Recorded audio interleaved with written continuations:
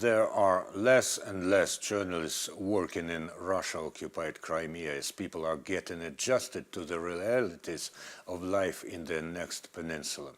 Yet Hromadske follows the situation closely.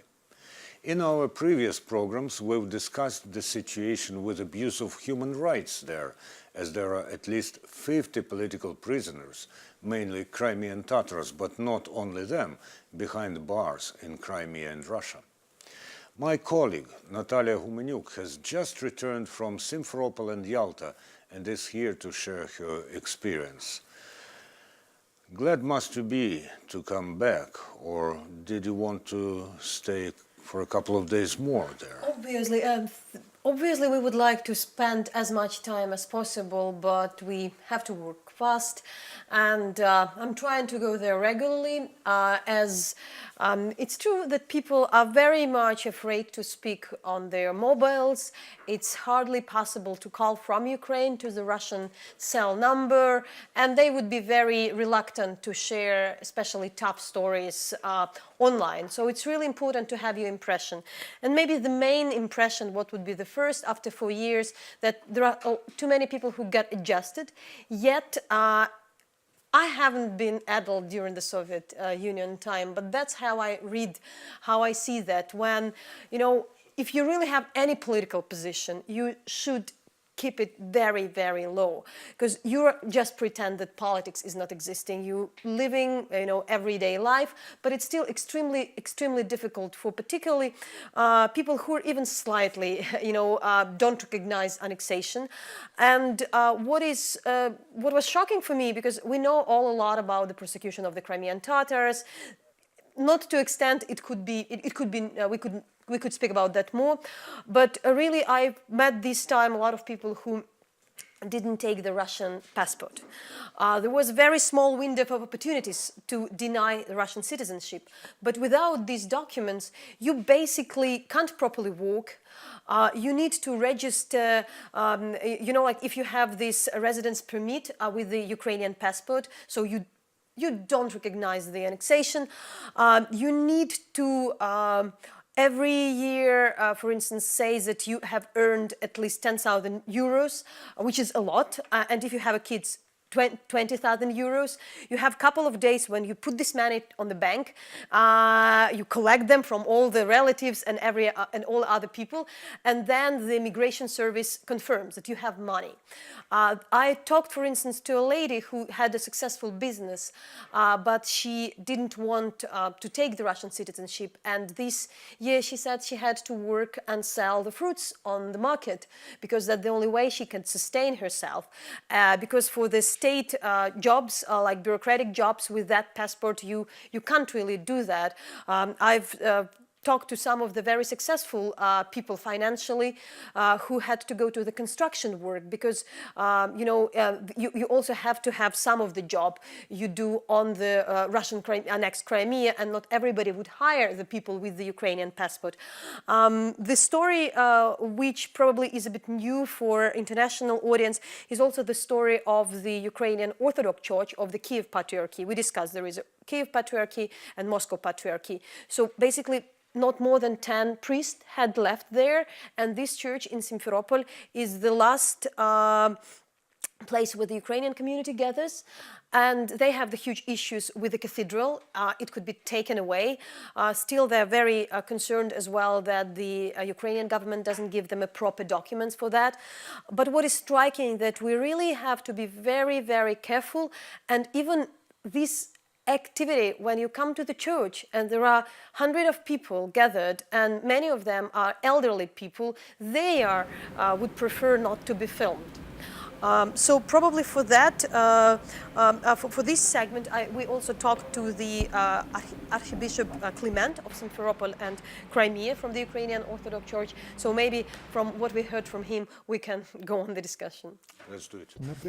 The situation with the cathedral is intense, because the registration issues have not been resolved. Not a single document which would regulate our stay in Crimean territory was accepted in Ukraine. We repeatedly appealed with requests and proposals for some kind of draft draft document to be put together that would regulate our stay in Crimea. This has not been done.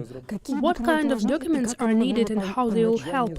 I don't know. There is a department for this. There is a minister. The issue with the building has not been resolved. I appealed to the Ukrainian Cabinet of Ministers. I appealed to the Ministry of Culture for a decision to be made in accordance with the fact that premises belong to the Kyiv Patriarchate. At the time, in 2014, when I appealed to the Ministry of Culture, to the Department of Religious Affairs, regarding our legal stay in the territory of Crimea, the director of the department, Andriy Yurosh, wrote this letter. If the Patriarchate were registered in Crimean territory, then it will be taken off the register.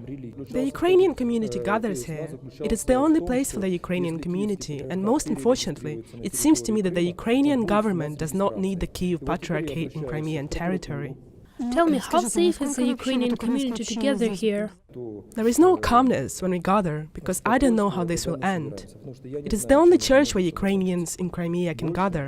There is nothing else Ukrainian in Crimea.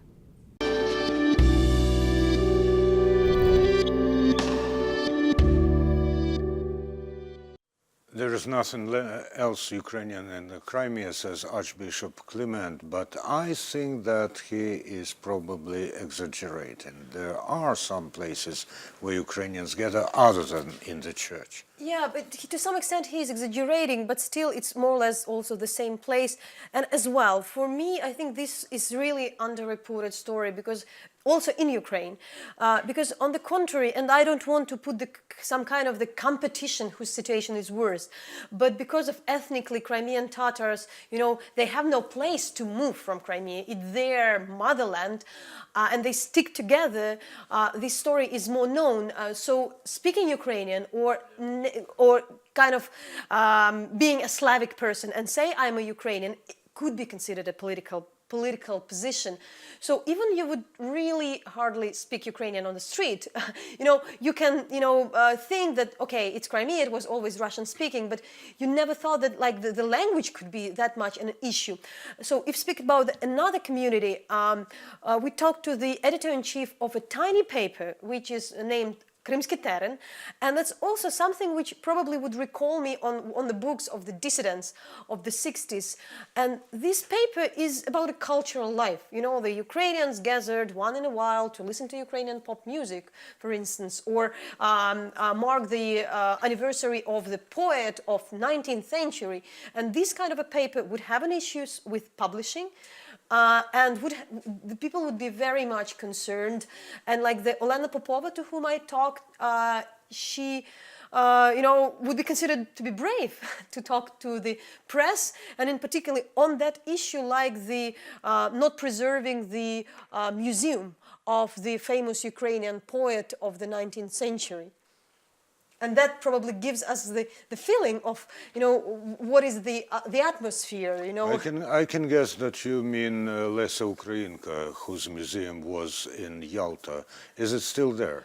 That is a point. That's also kind of, this is it's not a story about some kind of the huge opposition. It's a story about a museum of one of the most famous Ukrainian poetess who had lived for numbers of years in Crimea. She had a nice mansion, and the museum is for more than a year under construction due to some, they have the issues with the ceiling, something like that. So now there is one corner, we went there, one corner where is, some kind of preserved, everything else is about the Yalta City Museum.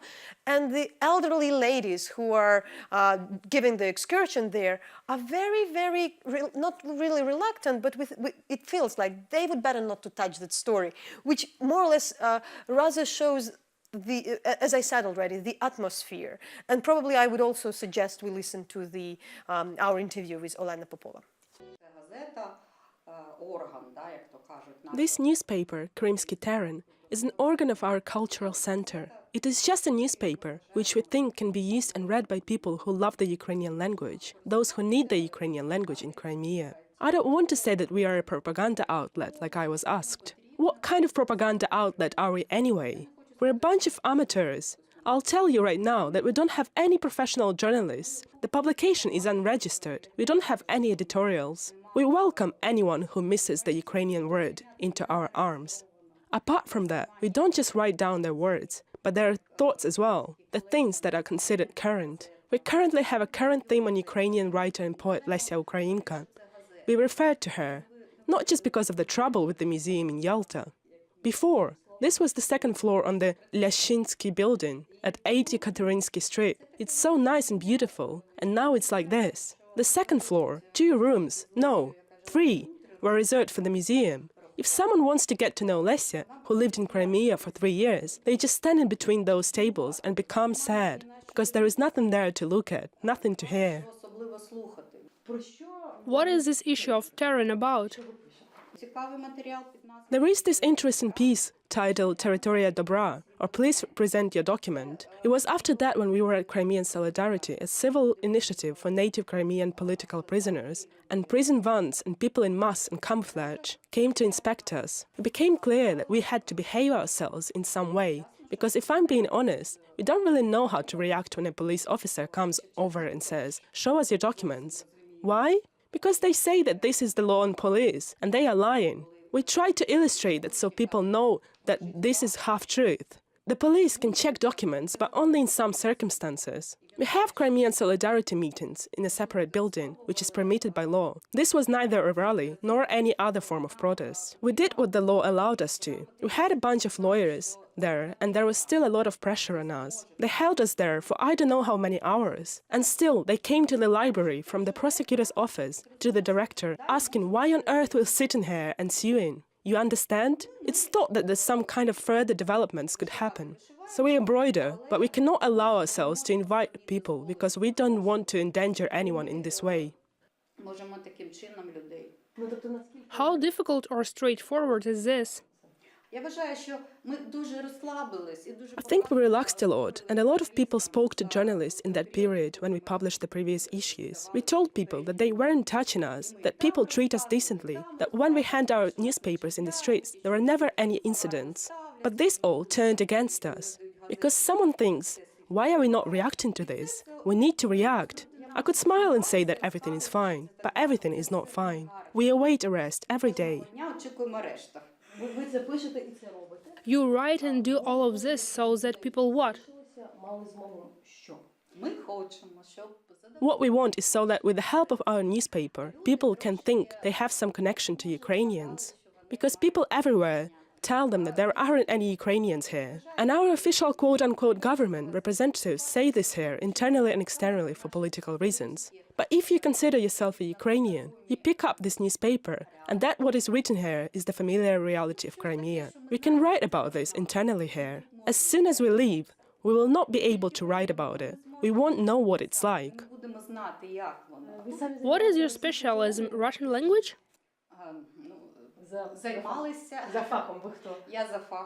Yes, by specialism, I'm a Russianist.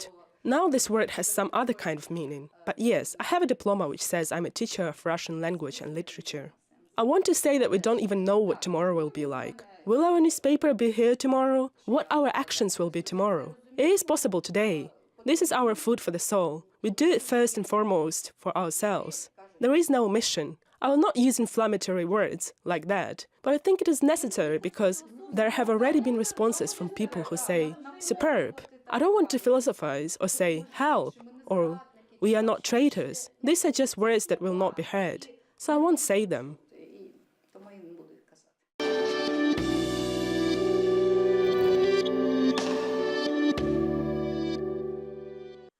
Well, Nataliya Gumenyuk said she was not adult in Soviet times, and that's why she can't compare, while I can. And what I saw in this newspaper, with this newspaper, Крымский Терен, reminded me of late 80s, early 90s, when we were making such publications which were not approved of official authorities then. But so far we've talked about Ukrainian life, or rather lack of Ukrainian life, Crimean Tatar problems. Does this mean that ethnic Russians have no problems in Crimea? Are they rejoicing? as I said, like it's really the situation when people wouldn't talk politics unless they're really clearly involved into that, or like serving the Russian-occupied forces, other officials. They would be very cautious. But what is interesting, the person we met, and of course you can imagine, as a Ukrainian media, you can feel that the people who have open pro-Russian, pro-Kremlin views would be cautious. Yet, we've met people who are protesting against the real estate construction, aggressive real estate construction, especially in one of the most beautiful places in Crimea. We're speaking about the village of Gurzuf, where is a famous Soviet, the most famous sanatorium for kids, Artek, is built. And it happened that 2 years ago, the village beach had been given to the sanatorium, and more or less the people can't do anything with that. And the person we talked, Igor Barishnikov, he's an activist. He said he's not really afraid because he believes he supports the Russian occupation, yet he kind of doesn't like this aggressive capitalism which is still there.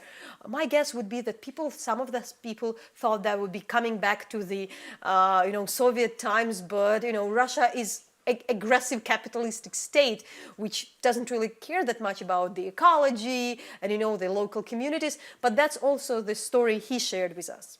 Let's listen to him. This used to be a big community beach. It's probably because this place, where they carried out numerous excavations in the Soviet era, was known to have bad soil, and under the Soviet Union, they did not build Artek on this territory. In fact, it's a historical cemetery. We don't see the houses of the Muslim cemetery. When I was little and a teenager, the tombstones were still visible. At the time, there was a big community beach, a long stretch of coast almost half a kilometer long at Hromadske Kamye. On the Gurzuf embankment, there were 2 small municipal beaches, less in total than this beach. Gurzuf lost most of its beach. Gurzuf land was also lost along with this land during the transfer of land to Artek. We tried to prove our case in court, referring to the fact that this is a municipal land and it does not belong to Artek. We had a second cessation, but it was a negative result for us. We have the plaintiffs in mind. It matters for a majority of Gurzuf residents who have lost the ability to use the beach themselves, as well as their relatives who come to visit. The beach closed in 2016-2017. The groundwork had already begun in 2015. Since then, it had already become very hard to swim there because of the heavy machinery. There was a lot of dust, but the territory was open. Now there's no access to it. What are you planning to do next? We'll see. If the will of the people is there, then we will take the case to the higher European level. If not, then we won't do that. This issue has not been completely resolved yet. Here is Artek. It starts there. There, the Genoese fortress, the cliff. It starts from there and goes all the way to Idag. Tell me, what was that building site? Do you think a lot of them? What is going on with it? You can see the building site for yourself. I think that it's absolutely hideous. This needs to be sorted out. All this was authorized under Ukrainian control. All the houses below were built under Russian control mainly. I think this is right. You can't carry out construction in such areas. It was Artek's natural lungs. It was a scenic place. You can't uncontrollably increase the number of residents, at least those coming to Gurzuf, without the appropriate infrastructure. We have emergency water treatment facilities. We clarify the situation with the beaches with them. Igor, you're a social activist. Our viewers want to know, are you not afraid? No, as you can see, I'm alive. And saying that, I think, I'm not hiding anything from you. You can only be afraid of one thing. You can only be afraid of fear. Everything else is not important, I think. This is my personal opinion. Maybe you don't agree with me. What is your personal evaluation of the situation in Crimea? I am someone who was born in the USSR. I lived in Crimea when it was still part of the Ukrainian Soviet Socialist Republic. I studied in mainland Russia, brought up on Russian literature. I love Russia. I don't think that what happened here was a tragedy when Crimea moved under Russian jurisdiction. In some way, life has gotten better. If you take healthcare and access to public services, it's better. The multi-service center opened up where you can access practically all government services quickly and to a high standard without queuing. Medicine has definitely gotten better, but aspects haven't changed. For example, the fact that Gurzuf got rid of its remaining autonomy did not affect it for the better. It's the little things, which are not everywhere and which you can live with. There is not enough asphalt on the roads, the authorities are not making as many improvements as we would like. I don't consider those to be fundamental things. I think it will all be resolved in due course.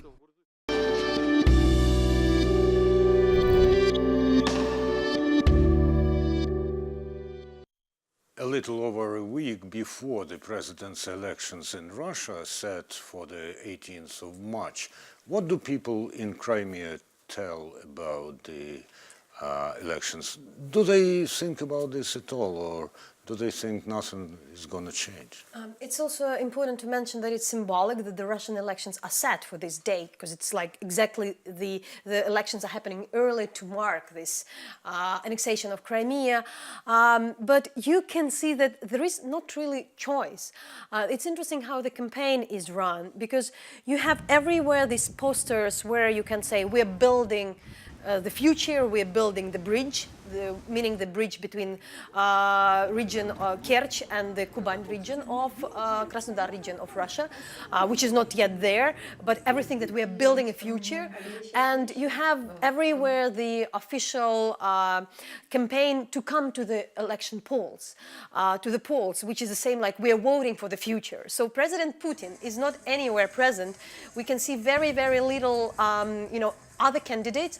But what is interesting, that elections in Crimea, even internationally, could be considered illegal. It's still legally very difficult situation. If Russia has allowed the election in Crimea, are the whole Russian election legal if they really do it in the territory where it's not internationally recognized? But the answer for anybody who is against is not to choose anybody else, but not to go, to boycott, for instance, because you just don't accept these elections. So they are there, and what we know that the initial idea is really to make people to come to the polls.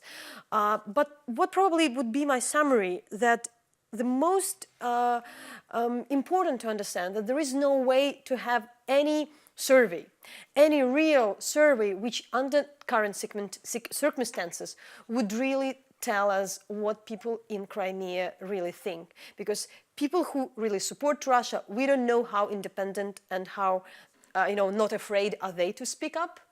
And therefore, any poll, any survey won't be representative at this stage. Well, with such circumstances, even more valuable are those tidbits of information that Nataliya and her colleagues bring back from Crimea.